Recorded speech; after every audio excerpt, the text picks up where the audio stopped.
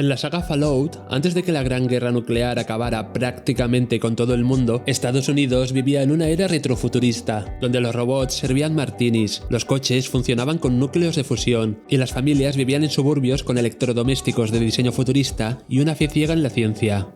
Esa Norteamérica prenuclear que los juegos retratan no fue del todo una fantasía. En cierto modo existió, y tuvo su propia banda sonora, una música casi ingenua, impulsada por los avances tecnológicos, que imaginaba cómo sería el futuro. Una música brillante y optimista que hoy prácticamente está olvidada. El Space Age Pop. Tras la Segunda Guerra Mundial, Estados Unidos vivió un auge económico sin precedentes que la convirtió en la principal potencia mundial. Se construyeron millones de casas unifamiliares en suburbios nuevos, donde, por primera vez, las familias de clase media podían tener coche, televisor, lavadora y hasta su propia barbacoa en el jardín. El sueño americano estaba en su apogeo y el confort doméstico se convirtió en la nueva religión. Este hecho hizo que el gobierno del país invirtiese grandes cantidades de dinero a, entre otras cosas, la exploración del espacio. Pero no eran los únicos. La Unión Soviética se había alzado como la otra gran potencia mundial y no se querían quedar atrás con la conquista del espacio. Y es así como nace la era espacial, donde ambas potencias competían por ver quién llegaba antes a la Luna. Todas estas misiones espaciales se televisaron. Poco a poco la sociedad se fue empapando de todo ese imaginario cósmico. Pronto, esa estética acabó llenando páginas y páginas de cómics, libros o revistas pulp. Los cines se llenaron de películas de serie B sobre la conquista de Marte o criaturas alienígenas, y anuncios de televisión y series como The Jetsons empezaron a imaginar esa visión idílica del futuro. Esas obras mostraban un futuro repleto de gadgets y botones, electrodomésticos manejados con controles remotos, puertas automáticas y luces parpadeantes. Todo ese imaginario traspasó al ámbito doméstico, donde los electrodomésticos pasaron a tener diseños brillantes y futuristas, y los coches se inspiraron en los cohetes espaciales. La arquitectura también se empapó de esta nueva tendencia, y se empezaron a hacer cafeterías y gasolineras con formas de alas, platillos voladores y boomerangs. Esta corriente estética, llamada Googie, fue la imagen del optimismo futurista de la posguerra y la fantasía de una vida interplanetaria. Había llegado la era espacial, y su sonido estaba naciendo.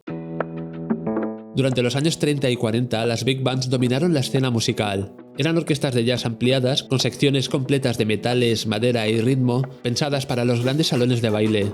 Tras el auge del confort doméstico y la expansión de la vida suburbana, la vida social se trasladó a las casas, donde aparecieron fenómenos como las cocktail parties, las cenas íntimas o encuentros entre amigos en salones.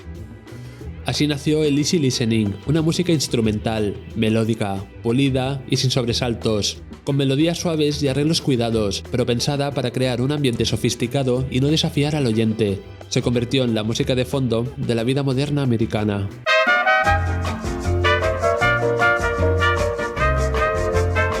Del easy listening deriva el muzak, la famosa música de ascensor, la cual se usaba para aumentar la productividad de las empresas. Por cierto, si te interesa, también tenemos un vídeo sobre este tema en el canal. Marcado por ese way of life y el futurismo dominante, durante los años 50 nació el Space Age Pop, un género que bebía de varias aguas. Tomaba elementos de la música clásica, especialmente de la masonería, como la de Ravel y Debussy, de las big bands de los años 40 y de estilos exóticos como la samba o el calipso.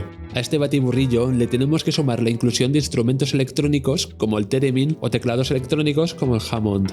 Esto aportó al género un sonido futurista. En sus discos era común escuchar secciones orquestales de cuerdas, voces femeninas etéreas, ruidos extraños y rítmicas típicas de la música latina. Generalmente el repertorio del género solían ser estándares del jazz heredados de las big bands, o reinterpretaciones de canciones populares caribeñas, latinas o incluso españolas, aunque varios músicos aportaron sus propias composiciones.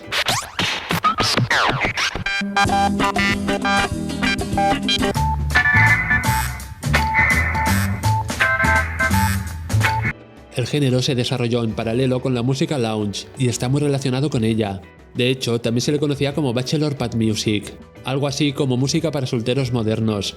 La revista Playboy, aparte de publicar fotos de chicas ligeras de ropa, fue la encargada de difundir ese sonido y convertirlo en un estilo de vida. Hugh Hefner promovía un ideal masculino centrado en el gusto por el diseño moderno, la buena conversación, el jazz, los cócteles y la tecnología doméstica, tocadiscos estéreos, barras de bar y mobiliario de diseño.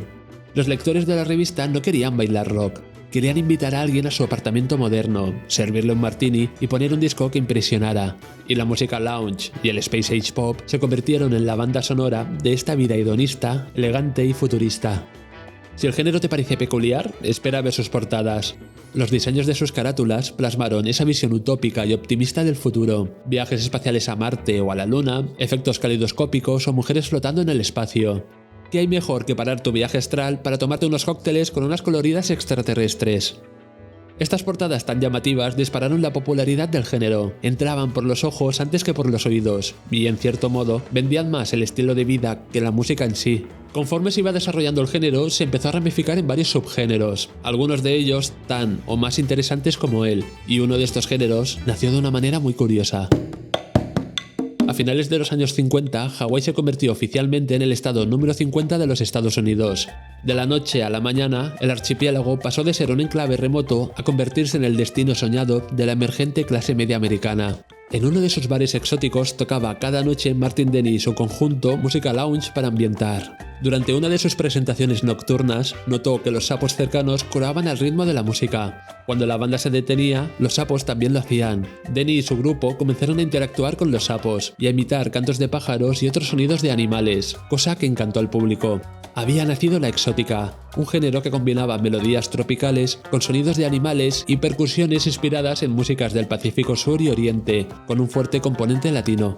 El éxito fue inmediato. Con la explosión de la exótica, la cultura tiki se propagó por todo Estados Unidos. Restaurantes, cócteles, muebles, discos, moda, todo comenzó a adoptar una estética pseudo-polinesia, cargada de bambú, antorchas, máscaras y daiquiris color neón. Al igual que pasó con el Space Age Pop, pese a valerse de elementos culturales reales, la exótica recreaba un mundo artificial y controlado. No buscaba conectar culturas globales, como hizo la World Music varios años después, sino construir una versión edulcorada, domesticada y comercial de lo exótico. Era la música de un mundo que nunca existió, pero que todos soñaban con visitar.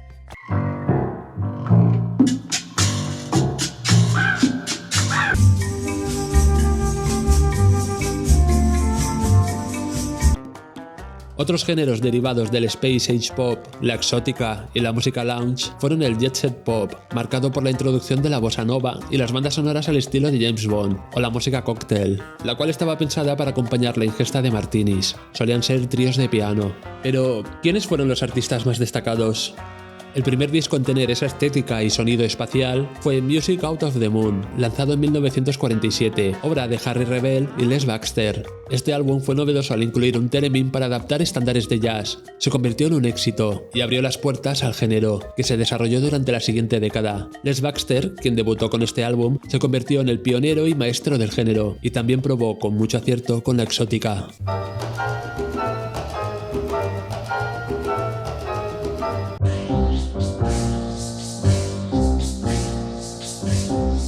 Aunque si hay un compositor que encarnó por completo la fantasía del género, ese fue sin duda Juan García Esquivel. Mexicano de nacimiento y marciano por elección artística, Esquivel fue más que un compositor, fue un arquitecto del sonido y un diseñador de experiencias auditivas. En esa época, la mayoría de la música se grababa en mono, en una sola toma y con la banda tocando en una misma sala. Esquivel tenía otras formas. Para destilar la esencia futurista, quiso exprimir los equipos hi-fi, y para ello experimentó con el estudio como si se tratase de un científico en un laboratorio. Su uso del estéreo fue revolucionario. En su álbum Latinesque de 1962, llevó la separación de canales al extremo al colocar dos orquestas en estudios separados dentro del edificio de la RCA en Hollywood, una en el estudio 1 y la otra en el estudio 2. Los músicos se sincronizaban mediante un intrincado sistema de auriculares y comunicación telefónica, permitiendo a Esquivel lograr una separación estereofónica absoluta y crear efectos sonoros únicos.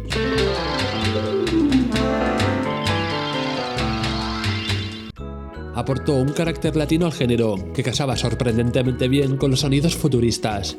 Sus coros hablaban en un idioma inventado, casi marciano, similar al de los Sims, y mientras otros se limitaban a acompañar con suavidad, Esquivel hacía auténticas virguerías sonoras, explosiones de timbres, reverberaciones, efectos inesperados que convertían cada tema en una montaña rusa auditiva. En sus discos, el término easy listening dejaba de tener sentido.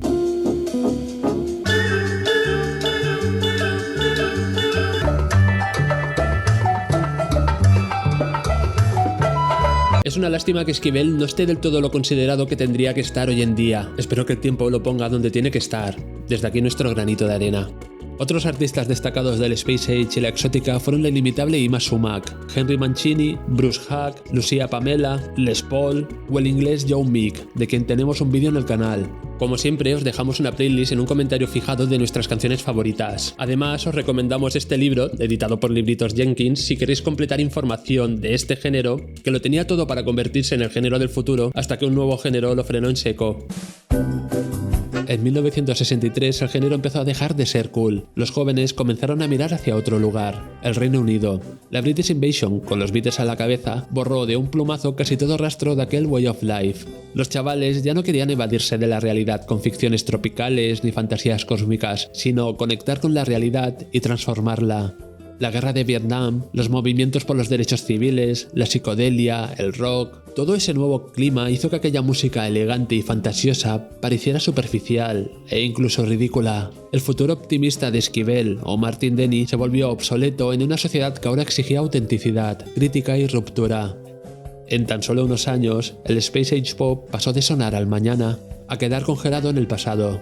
Aún así, no quedó del todo olvidado. Artistas con un componente más atrevido y experimental, como Tom Disebelt o Raymond Scott, abrió las puertas a que músicos de décadas posteriores pudieran reimaginarlo, cada vez con una tecnología más avanzada, como Vangelis, Jean-Michel Jarre, la Escuela de Berlín con Tangerine Dream, el krautrock más electrónico de Kraftwerk y más tarde pioneros del techno como Juan Atkins.